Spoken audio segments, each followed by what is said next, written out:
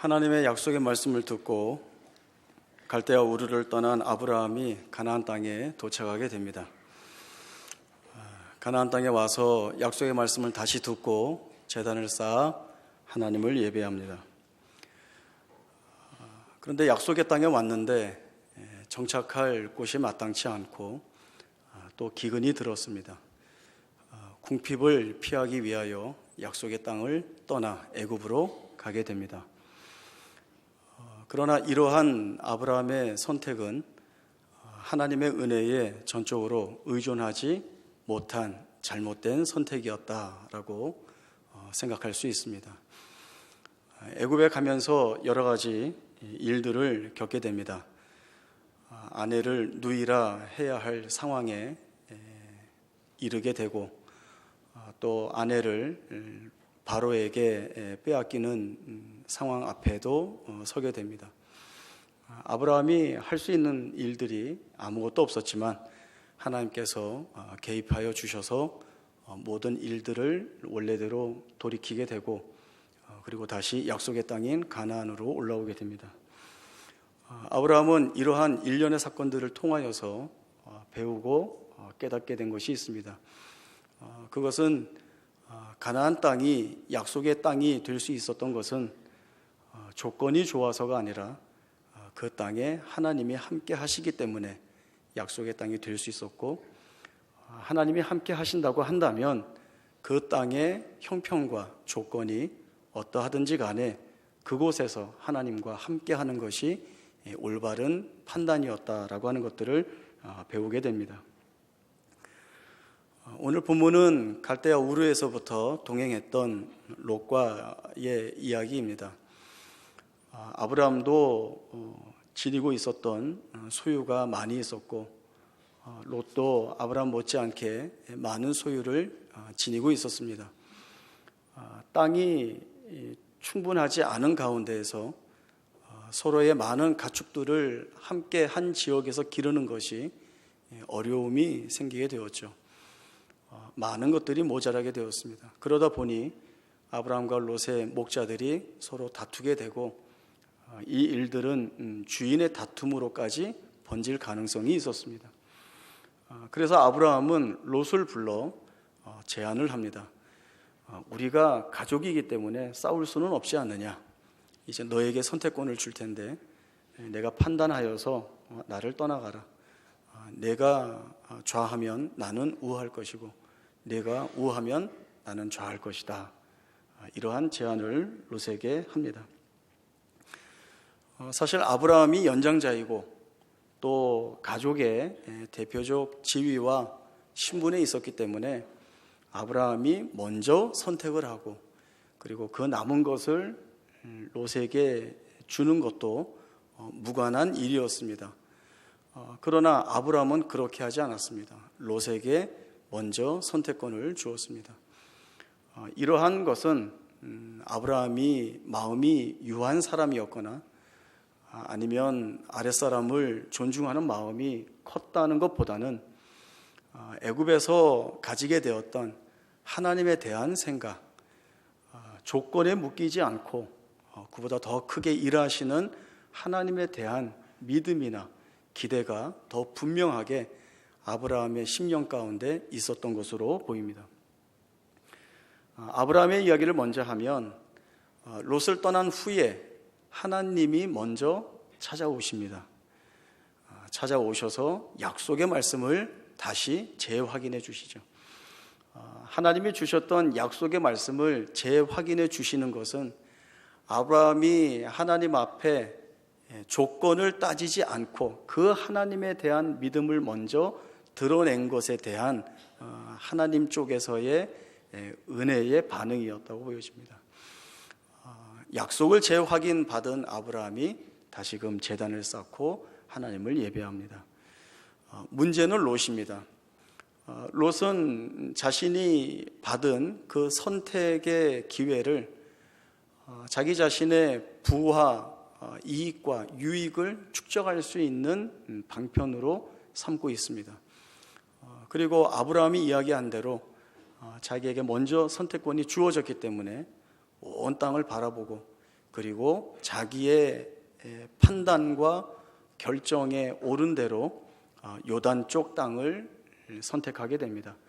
롯이 바라보니까 온 땅에 물이 넉넉하고, 그리고 물이 넉넉하다는 것은 목초지가 잘 발달되어 있는 것일 테고, 목초지가 잘 발달되어 있으면 자기가 소유하고 있는 가축들을 기르는 데에, 또 새끼를 낳아 키우는 데에, 그리고 그것이 자기의 부를 축적하는 데에 훨씬 좋은 최적의 조건이라 생각하여서 그것을 택하게 됩니다. 그러나 롯의 선택과 또 판단의 기준에는 하나님이 빠져 있습니다. 자기가 판단하는 상황, 또 자기가 기대하고 있는 조건에 하나님이 빠져 있고, 오로지 자기가 편한, 그리고 자기의 소원과 기대를 이룰 수 있는 조건만을 찾아서 쫓아가게 됩니다. 창세기 13장 13절에 보면 소돔 사람은 여호와 앞에 악하여 큰 죄인이었더라 라고 하는 말씀을 주심으로 인하여서 롯의 선택이 잘못된 선택이었다는 사실을 우리에게 암시해 주고 있습니다.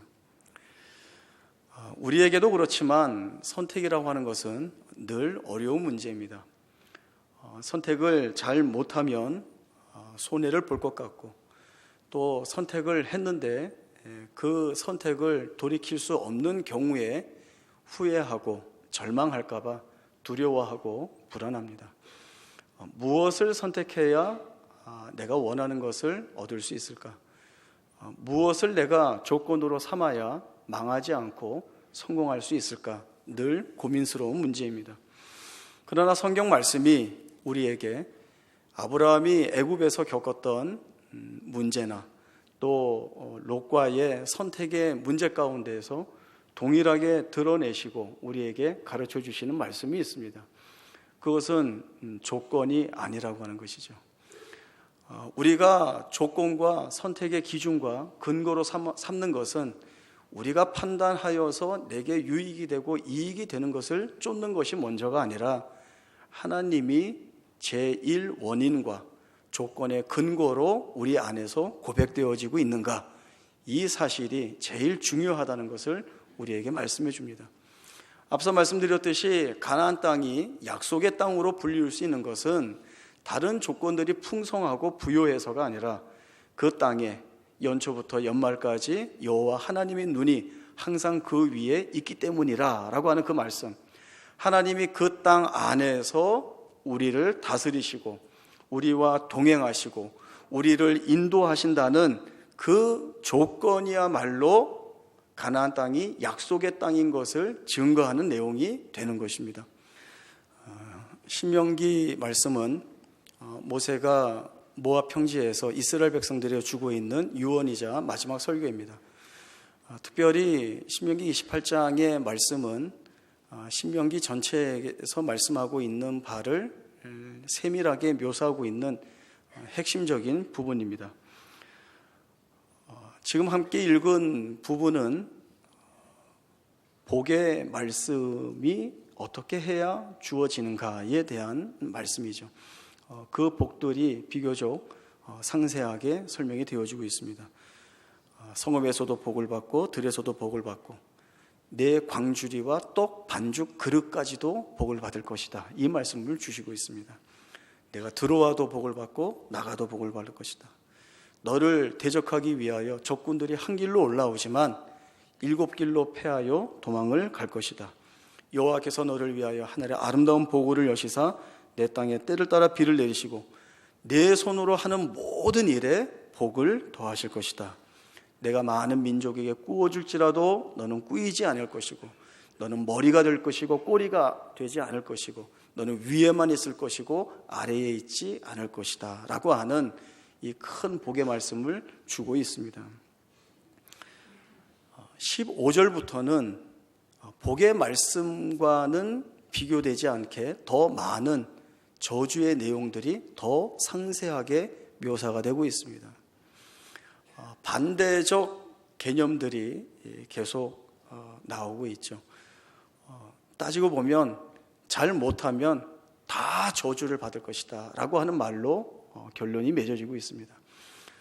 이스라엘 백성들에게 주어지고 있는 어떻게 하면 복의 자리에 서는가, 어떻게 하면 저주의 자리에 가게 되는가, 그 내용이 무엇인가 하면 본인들이 잘하고 능력을 발휘하고 힘을 드러내고 무엇을 잘 정돈하고 해서가 아니라 다 하나님에게 걸려 있습니다. 하나님을 잘 섬기고 그 말씀에 귀를 기울이고 순종하면 그것이 복을 받는 조건이 되는 것입니다. 그러나 이 하나님을 잊어버리고 하나님을 버리고 다른 우상을 섬기거나 그 하나님의 말씀에 순종하지 않으면 저주의 자리에 들게 되는 것입니다. 복과 저주가 다 하나님과 묶여 있는 조건이라는 것을 우리가 분명하게 볼 수 있습니다. 아브라함이나 롯이나 선택에 있어서 제일 먼저 점검하고 전제해야 할 것이 바로 이것이었습니다. 다른 눈에 보이는 조건을 우선시하고 중요시할 것이 아니라 하나님이 거기에 등장해야 하는 것입니다. 하나님이 전제 조건으로 자기 앞에 맨 앞으로 나와야 되는 조건이 되어야 하는 것입니다. 아무리 지금 내 눈에 물이 넉넉해 보이고 목초지가 풍성해 보이고 전혀 어려움이 없는 최적의 조건과 상황이라 할지라도 거기에 하나님이 계시지 않는다면, 하나님이 계시지 않아서 동행할 수 없는 자리라고 한다면 그 지니고 있던 최적의 조건과 상황과 환경과 요인들은 아무 의미가 없게 되는 것입니다.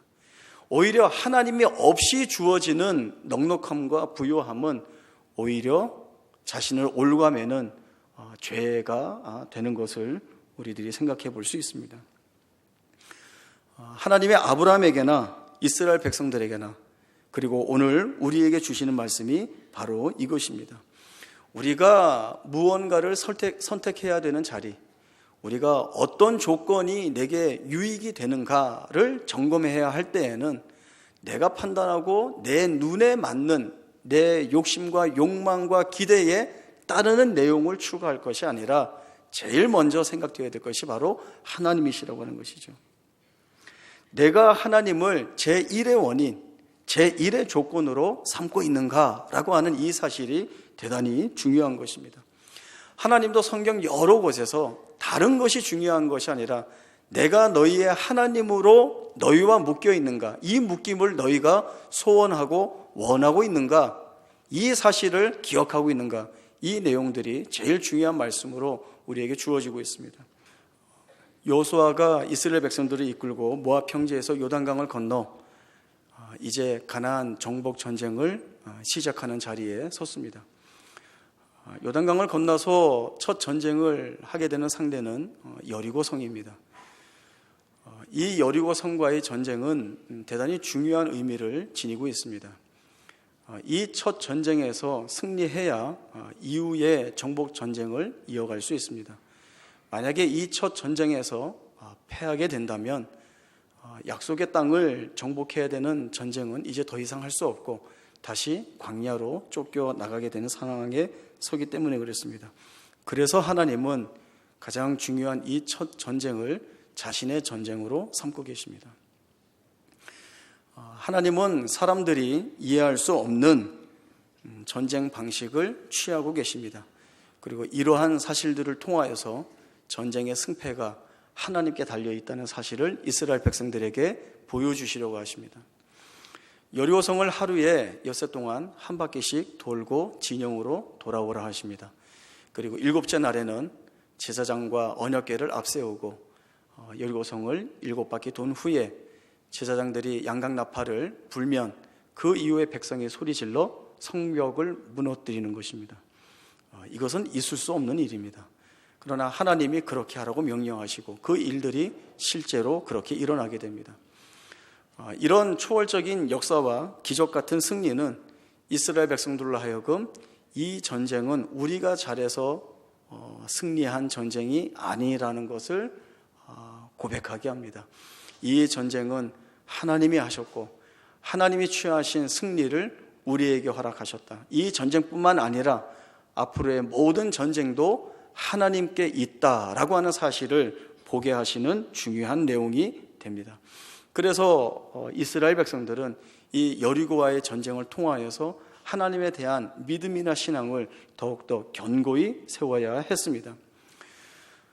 그 다음 장인 여호수아 7장에 넘어가면 아간 사건이 나옵니다. 여리고성 다음에 여리고성보다 작은 아이성과의 전쟁을 하게 됩니다. 이 전쟁에서 이스라엘은 패하게 됩니다. 패하고 돌아와서 모두가 울고 마음이 녹습니다. 여기에서 말씀이 그쳐지면 자만하면 안 된다, 작다고 무시하면 안 된다, 이런 식으로 끝나게 되겠죠. 그러나 성경 말씀은 아간 사건을 드러냄으로 인하여서 더 중요한 내용을 이스라엘 백성과 오늘 우리에게 말씀을 해주시고 있습니다.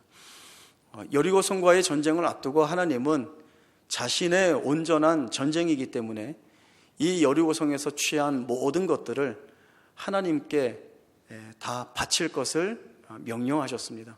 그러나 아간이 그 전리품 중에 얼마를 숨기게 되죠. 시날산 외투 한 벌과 200세겔 되는 은과 또 50세겔 되는 금덩이 하나를 자기 장막 밑에 묻어놓게 됩니다. 이 일이 제비를 뽑아 아간이 범인으로 지목받게 되고 아간이 자기의 죄를 고백하게 됩니다. 하나님께 불순종한 것, 하나님의 말씀을 따르지 않은 것이 패배로 직결되었다는 것, 다시금 이것은 큰 결론을 가르쳐 주는데 하나님이 아니면 안 된다를 이스라엘 백성들에게 가르쳐 주는 것입니다. 신명기 28장에서 복과 저주의 모든 내용이 하나님에게 묶여 있는 것처럼 여리고성과 아이성과의 전쟁에서의 승리와 패배가 이 하나님과 묶여 있다라고 하는 사실을 분명히 이스라엘 백성들에게 보여주셨습니다. 마태복음 6장에 가면 무엇을 먹을까, 무엇을 마실까, 무엇을 입을까 염려하지 말라 하신 우리 주님의 말씀이 나옵니다. 공중의 새를 먹이시고 들의 백합화를 기르시고 오늘 있다가 내일 아궁이에 던져지는 들풀도 먹이시고 기르시고 입히시는 하나님인데 하물며 너희일까 보냐 믿음이 작은 자들아 라는 말씀을 우리 주님이 주고 계십니다. 이는 세상적 조건이 만족될 수 없는 현실적 상황 앞에 서 있는 오늘 우리에게 우리가 겪고 있는 소유의 문제라든가 다른 사람의 이목이라든가 자존심이라든가 명성이라든가 이런 모든 것들이 만족될 수 없는 그 자리에서 어떻게 할 것인가, 이 고민을 우리에게 묻고 계시는 말씀입니다. 너희는 그런 자리에서 무엇을 택하고 무엇을 쫓고 무엇을 결정하겠는가, 우리에게 묻고 계시는 것이죠.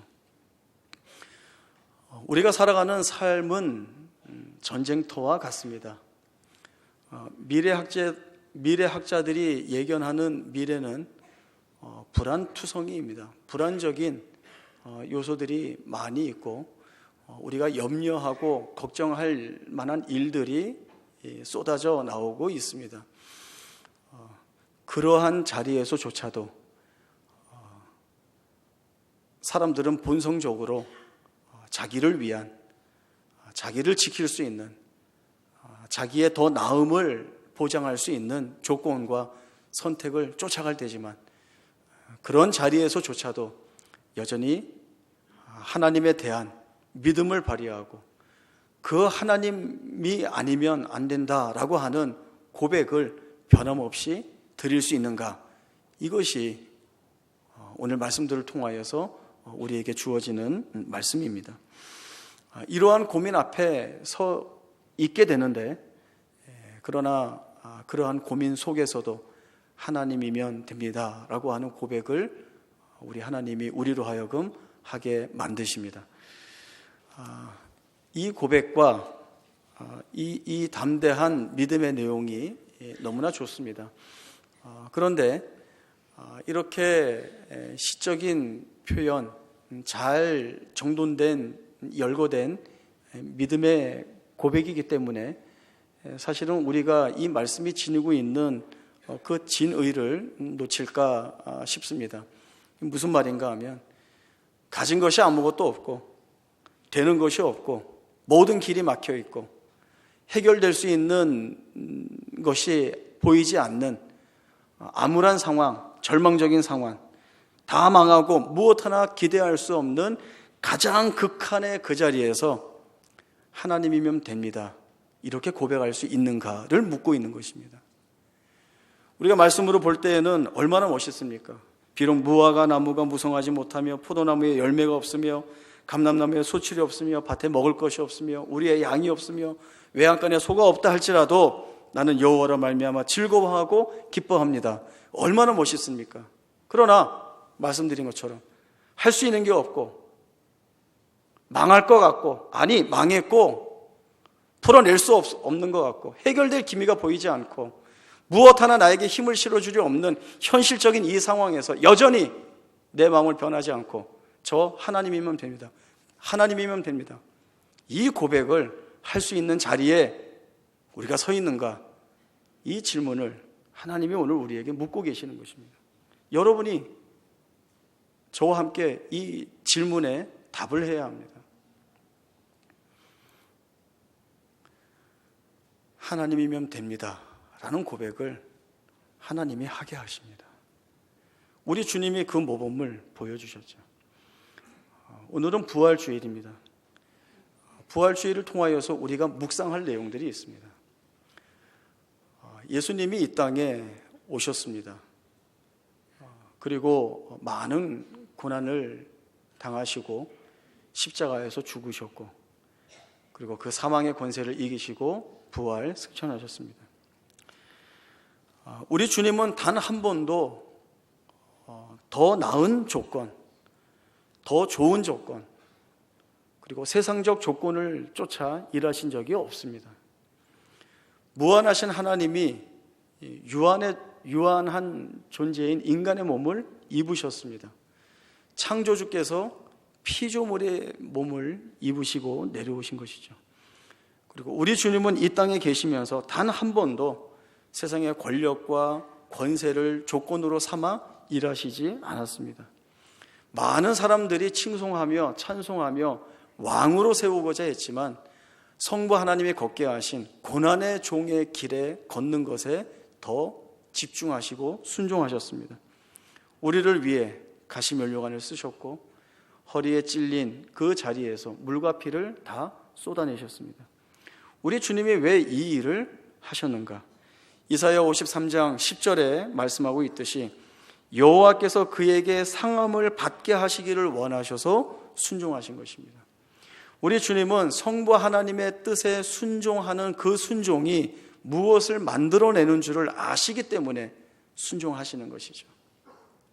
세상적 내용이 충족이 되지 않고 세상적인 것으로 일하는 것이 아니라 세상에서는